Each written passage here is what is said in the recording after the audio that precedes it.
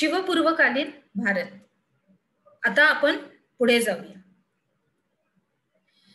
ह्याच्यामध्ये आपण बघितलं आतापर्यंत की कसं बाबराने हल्ला केला इब्राहिम लोदीवर. तर त्याचा आता थोडासा आढावा. 1521 मध्ये पानिपत येथे इब्राहिम लोदी आणि बाबर यांच्यामध्ये लढाई झाली. आपण बघितलं ही कशा रीतीने ह्याच्यामधूनच सुलतानशाहीचा हा शेवट झालेला आहे. तर या लढाईमध्ये बाबर याने भारतात प्रथमच तोफखानाचा प्रभावी हल्ला केला होता. लक्षात आलं? आता हे थोडस लढाईचं वर्णन आहे. आपण पहिल्यांदा सुलतानशाहीचा थोडासा शेवट, त्याच्यानंतर थोडी बाबराबद्दल माहिती, आणि आता बाबर आणि इब्राहिम लोदी ह्या दोघांमध्ये जी लढाई झाली होती त्या लढाईमध्ये काय परिस्थिती होती, त्यांनी कशाचा वापर केला होता बाबराने, ते आपल्याला बघायचंय. किंवा अजून कोणत्या आमिषाने बाबर हा आपल्या भारतात आला होता हे आपण तर बघितलेलंच आहे. तर भारतात येऊन त्याने तोफखान्याचा प्रभावी हल्ला केला आणि याच्यामध्येच इब्राहिम लोदी याचा पराभव झालेला आहे. आता हे त्या वेळची घटना आहे आणि या घटनेला पानिपतची पहिली लढाई असं म्हणतात. पानिपत मध्ये ही लढाई झाली होती. म्हणून त्याच्यानंतर आता पुढे या लढाईनंतर आता इब्राहिम लोदी गेला, सुलतानशाही गेली, आता बाबर आहे. पण अजून दुसरीकडे काय काय आहे आपल्या भारतामध्ये चालू होतं ते बघूया आपण. या लढाईनंतर मेवाडच्या राणा संघाने राजपूत राजांना एकत्र आणलं. आता मेवाडमध्ये काय काय चालू होतं तर ही घडामोड चालू होती. तर सगळे राजपूत राजे होते ते एकत्र झाले. बाबर आणि राणा संघा आता यांच्यामध्ये लढाई सुरू झाली. लक्षात आलं तुमच्या?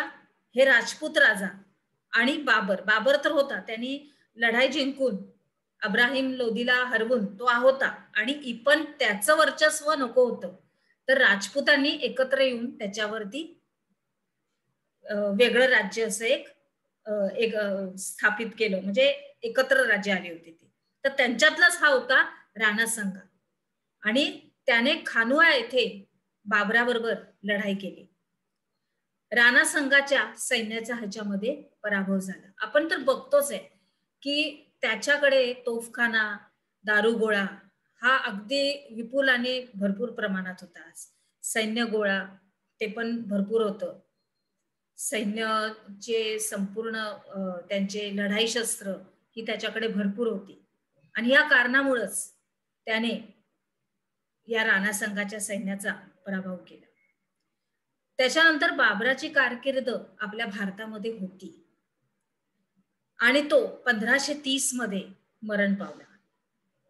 आता त्याच्या पुढे काय काय घडामोडी झाल्या बघूया आपण. चला, आता बाबराच्या नंतर कोण आलं होतं तर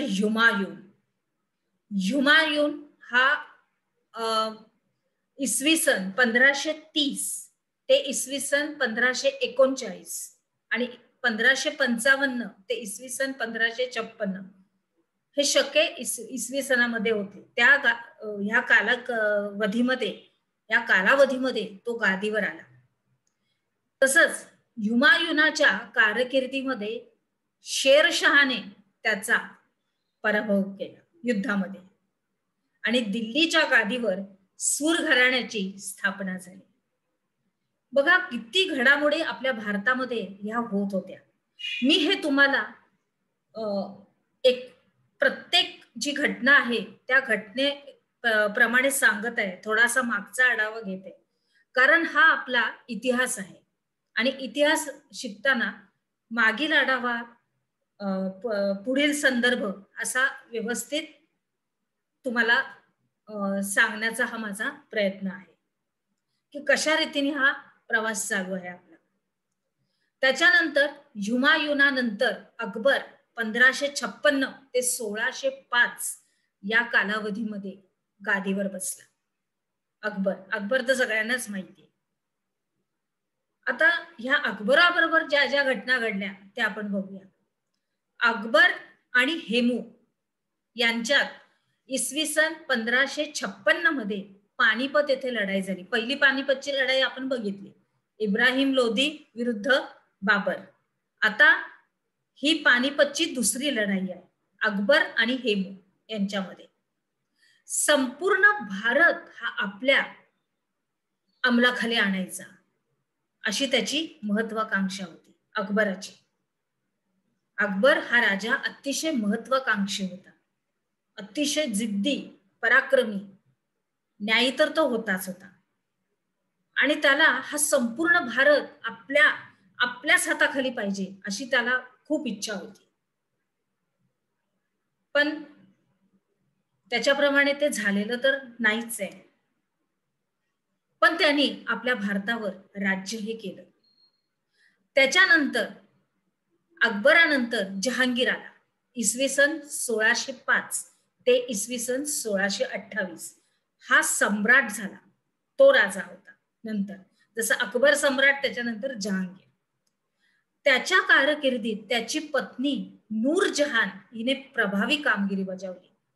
त्याची जी पत्नी होती नूरजहान ही अतिशय प्रभावी व्यक्तिमत्वाची स्त्री होती. त्याच्या पुढे जहांगीराच्या नंतर शहाजहान इसवी सन 1628 ते इसवी सन 1658 पर्यंत त्याची कारकिर्दी होती. तो सम्राट होता. त्याच्यानंतर शहाजहान नंतर औरंगजेब आता ह्या संपूर्ण ह्या घटनांच्या कारकिर्दीमध्ये आता आपला औरंगजेब आलेला आहे. त्याची कारकीर्द ही 1658 ते 1707 पर्यंत हा दीर्घ काळ सम्राट होता. हा अत्यंत म्हणजे ह्याची वर्ष खूप होती की ह्यानी राज्य केलं सम्राटाच्या रूपामध्ये. त्याच्या मृत्यूनंतर मुघल साम्राज्य हे सगळं डळमळीत झालं आणि त्याच्यामध्ये दुफळी निर्माण झाली. अशा रीतीचा हा प्रवास आहे. आता पुढे थोडासा आपण विस्तारपूर्वक बघूया की हे जे झालेलं आहे त्याच्या मध्ये काही घटना घडल्या, पुढे थोड्याशा मागे, अशा रीतीने. चला, ह्याच्यामध्ये आपण बघणार आहोत महाराणा प्रताप. आपण सगळेजण या राजांचं नाव चांगलंच ओळखतो आणि या राजांना सुद्धा. त्याच्यामध्ये अकबर हा मुघल घराण्यातील सर्वात कर्तबगार राजा होता, सम्राट होता. मी तुम्हाला सांगितलंच की ह्या संपूर्णपणे आढाव्यामध्ये आता आपण थोडीशी विस्तारित माहिती घेतोय. त्याच्यानंतर अकबरानं हा भारत देश स्वतःच्या अंमलाखाली आणण्याचा प्रयत्न केला. पण आता अकबराच्या राज्यात आहोत आपण त्याच्यामध्ये काय काय घडामोडी झाल्या, जेव्हा अकबर राजा होता, सम्राट होता, त्यावेळेस काय काय झालेलं आहे त्याचा आपण एक छोटासा आढावा घेऊया. तर त्या वेळेमध्ये महाराणा प्रताप, चांद बिबी आणि राणी दुर्गावती याने अकबराविरुद्ध संघर्ष केला होता. त्यांना अकबर हा सम्राट म्हणून मंजूर नव्हता. तर आता थोडीशी परत आपण महाराणा प्रतापांच्या कारकिर्दीकडे जाऊया. उदयसिंहाच्या मृत्यूनंतर, तिथला तो राजा होता उदयसिंह, मेवाडच्या गादीवर महाराणा प्रताप आले. मेवाडच्या अस्तित्वासाठी त्यांनी, स्वातंत्र्यासाठी त्यांनी अकबराबरोबर संघर्ष केला. आता आपण पहिल्यांदाच बघितलं की अकबराला भारत देश हा स्वतःच्या संपूर्णपणे हाताखाली आणायचा होता, परंतु मेवाडचे आपले महाराणा प्रताप त्यांना मेवाडची गादी म्हणजे मेवाड हे अकबराच्या ताब्यात जाऊ नये म्हणून त्यांनी त्याच्याशी अगदी तीव्र संघर्ष केला. त्याला बिलकुल ते पसंत नव्हतं. आता महाराणा प्रताप हे एक पराक्रमी, धैर्यशील, स्वाभिमानी आणि त्यागिष्ट असे होते आणि याच गुणामुळे ते इतिहासात अजरामर झालेले आहेत. आजही आपण त्यांचं नाव घेतो. आता हे इतिहासामध्ये आपले सगळे राजे या सत्ता आपण बघतो, पण काही काही राजे असे आहेत जे आपल्या अगदी मनामध्ये बसलेले आहेत किंवा इतिहासामध्ये त्यांचं नाव अगदी ठळक घेतलं जातं. त्यातले हे महाराणा प्रताप आहेत. त्याच्या पुढे आता चांद बिबी. महाराणा प्रतापांबरोबर मी अजून एक नाव घेतलं होतं, ते म्हणजे चांद बिबी.